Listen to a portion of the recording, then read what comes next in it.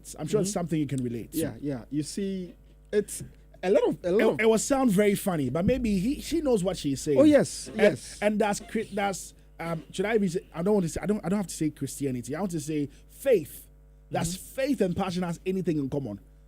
When it comes to passion, this thing is not really giving out the results it has to give, because we all work for money. Yeah. All things put together. You must say Of course. Yeah. So I have the passion. Yes, I love to teach. I love kids. I love the fact that kids will acquire knowledge. I'll see my kids and then they are happy. Yeah. They are doing well for themselves. But the money is not good. And the area I'm even in is even terrible. But then I'm adding faith. Is it adding faith to just make me feel fine? Or is it adding faith to really do something? You know, the thing is, there is no area of life or career in this life that cannot make you.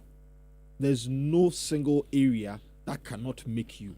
You know, it's all about being strategic about it, doing things right, learning on the job, and positioning yourself in such a way that you're not going to be at the receiving end all the time, receiving a salary all the time. Well, I know people who started as teachers, you know, as she's saying, and now they own their own schools. They pay people. You understand? So it started as a passion. Probably but are you sure it's a salary they took that made them be able to start a school? Possibly something more. The experience. Because there are people who started this. Oh, listen. In every career you decide to pursue, you understand, I believe that you need to start from the basics. You need to understudy someone or work in an environment where you get the opportunity to learn the ethics and how the thing works. You understand? So if you want to own a school someday, how best can you be in that position than to start teaching? Those are the kind of people who end up running great schools. You understand? You can go around and check. Most of these big schools around, private schools around, are owned by people who started as teachers. And why? Because they had experience. They know what works and what does not work. At age 50 and at age 60.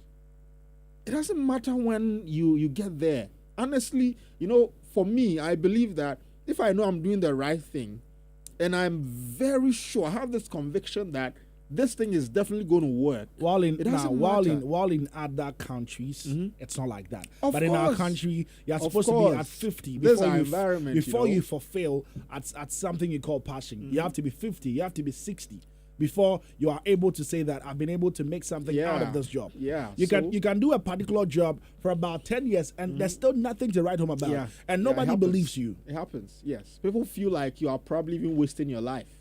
You know, you are being irresponsible with your income. You know, sometimes people will look at you and think, you should be doing this, you should be doing that, you should be doing this out of what you are doing. You understand? Those kind of expectations, they'll make you feel like, no, I'm not wasting my time. You know, that thing is there.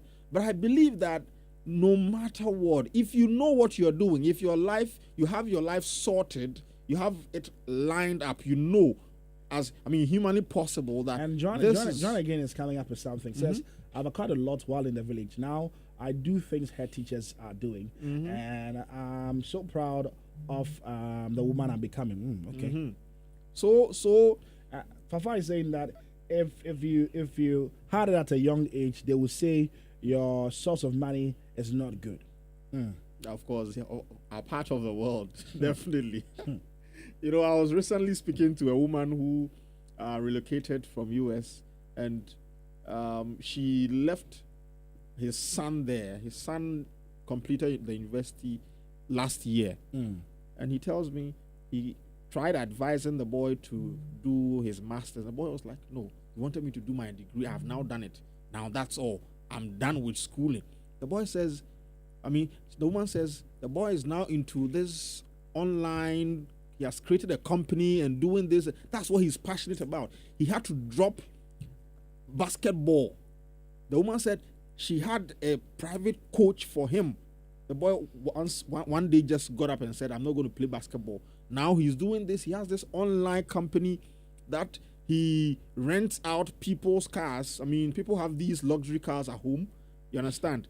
The boy has been able to connect these people on a platform such that if someone needs a luxury car for something, they come to him, and then through him, they get a car to do whatever they want to do. The woman said the boy recently was able to show him about $200,000. This woman was like, Kwame, even me, your mother, I don't have this amount of money in my account. You know, there's someone saying that Boga, big money never come clean. So it's people have a notion that big money never comes clean. That is not true. Let's put it on record. It is because never true. If let's say I'm a teacher, true. I will teach. I can never make big money. How do you define big or money? What are we missing it? What do you define? You just mentioned a big money. $200,000. No teacher has. I don't know. I'm just saying. No teacher has ever said, $200,000. As a matter of fact, which kind of so it means what he's saying, maybe everybody will believe that no big money comes clean. No, because it is also not. It gets to some point I sit down like, hey, teacher, are you sure it's just all about what we are doing? See, what I believe, focusing on our passion, is it what is really fetching them all the big money, or are we just being how do you call it, envious of certain things? I don't know. Nat, you see, what I believe is that as much as you are going to follow your passion, you have to also be strategic about it. You don't go working 40 years as an employee and then expect to make it at that level. Yeah. No. You should be strategic. And so that means so if in your 20s, that means you are stretching from your passion. So let's say you're a teacher. No, you're not. Now you're a teacher. Mm-hmm. Later on, you become a principal, and you're not teaching anymore. Mm-hmm. You're still in You're still in the field. Teaching is not just about standing in a classroom and teaching. That's not it. You are an educator. There are so many aspects of being an educator, not just standing in front of students and teaching. You understand? You can even switch back, go sit somewhere and start writing books. That is also part of it. You are imparting knowledge in another form. Do you understand? Yes, there are people who, I mean, Akiola and those people, were they not teachers? Chairman, were they not teachers? They've made it. They made it and all of that. You understand? I don't want to be mentioning names, but I know people who started. There's this man who was a teacher here at Anglican, Cass. He started as a teacher there, and now he's up there. Someone saying I know people like that. Someone saying passion changes, but on a whim, follow the work and not the passion. If what passion do you make of changes, that? I don't think so. You know what I would say? It could take a different dimension, just like what I'm trying to say. You could be starting as a teacher in a classroom. You understand? You could be starting as maybe a driver's mate.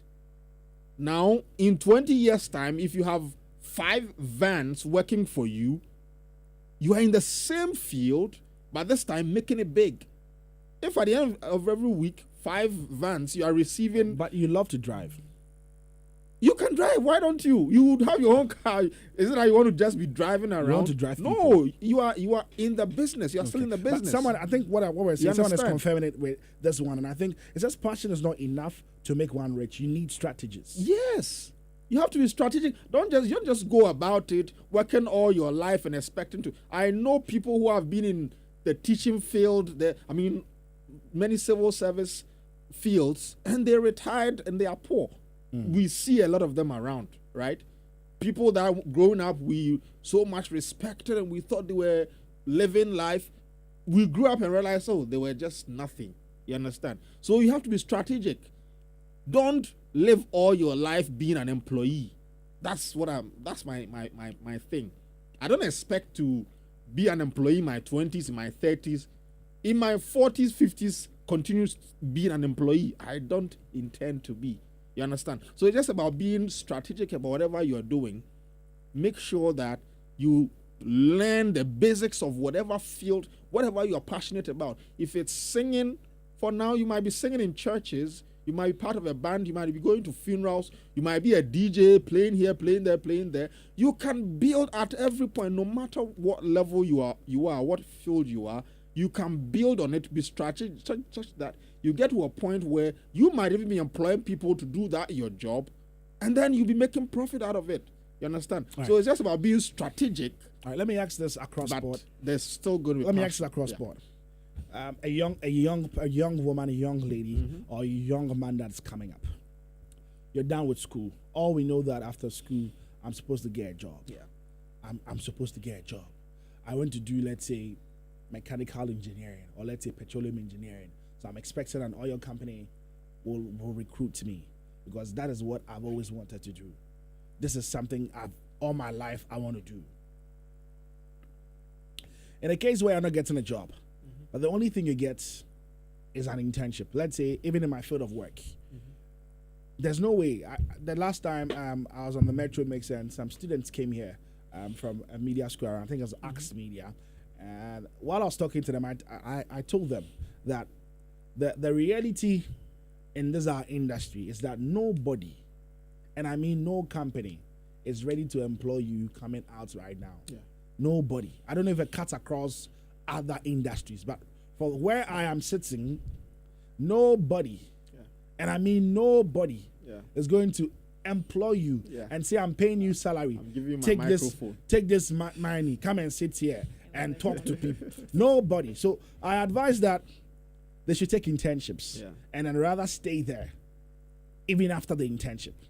But this is the case that these young people don't see the essence of internships, because they know it's a 3 months thing. Me my real school, me my degree, no. Me internship now. Girl. But I worked for about one and a half year without pay. Yeah, that's the thing. How is it so difficult for people? I don't know. All those cheats. Yes. In this our part of the world. But it's not only here. No, let me tell you this short story. There's this man, Les Brown. He once told a story of how he entered the DJing and stuff.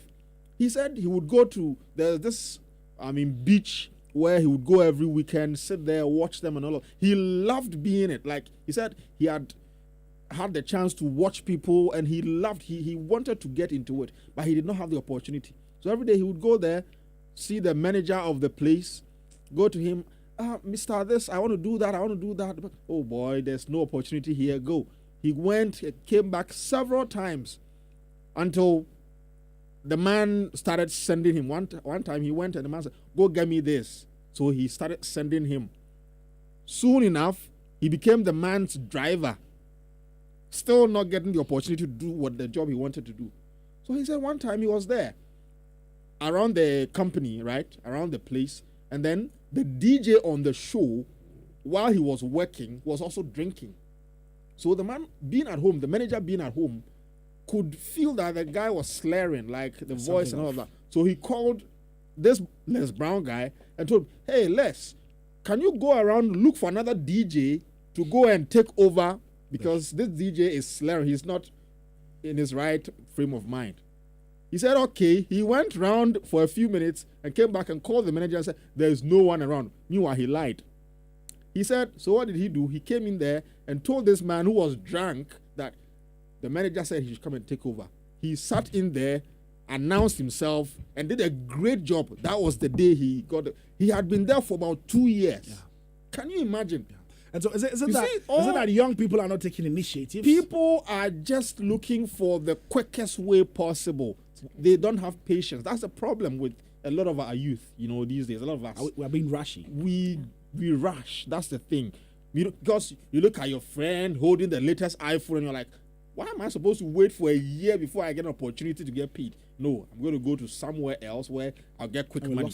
And that is a problem. Meanwhile, if you had patience, that might have been the fertile grounds, that might have, you see, this is the same way we move away from areas where we can actually make it. Because if you get patience, maybe this is the place where you can make it. But because you want quick money, you go somewhere else, make some quick money, and after a short while, you'll be laid off, or it won't be going the way you want. And then you keep moving from one place to the other. But if you give yourself time, learn on the job. Some of us, I'm a teacher. Now I would say where I am, it's fair enough. I did not start off like that. Yeah. The 400 cedis, the 250 cedis, we take some. My first salary, My first salary was 30 cedis. My first salary was 30 cedis in 2009 but or 2010. Sometimes when young people hear this, they feel like, hey, Benjamin bro, say there, me go school 4 years no. You understand? So you see, it's not easy. You just have to give yourself time, but you just don't have to. Once you are given the opportunity, you don't have to waste it. Whatever opportunity you get. Now, let me tell you something about me here. Mm-hmm. While I was teaching during COVID, I was home. Schools had, I came here and saw Chairman, General Manager. Don't fake. Oh, okay. News editor. Yes. I came to him and I was like, no, I want some opportunity here. Because I didn't see the need to stay home while schools were on break. Because sometimes opportunities are there, but there's no funds for that. You see, they can give you the opportunity, but there's no fund for that. I can't. Even here, nothing. I can tell you there's a lot of things that you can come and do here, but they won't pay you. Yes, you understand. That's the thing. But I felt like, no, you can use my services. I came around and told him, and then bit by bit, now I come in, go. And now you're even on the primary school quiz team. You understand? Yeah. So the thing is, you just have to give yourself time, no matter what. Yes, if only you know what you're doing and what you're working at, just give yourself time. I don't believe in quick money, no, and I don't believe someone says something. Every big money, it's not clean. That's not true. That's never true. I don't like it when I come on social media and I see a lot of people saying, saying this person's money is not clean. No. So which money is clean then? Are we saying everyone got their money through ill means? No, that's not the case. Of course, I'm not discarding the fact that other people might have done something, but you can't tell me everyone got their money through evil means. That's not true. Let me ask the student.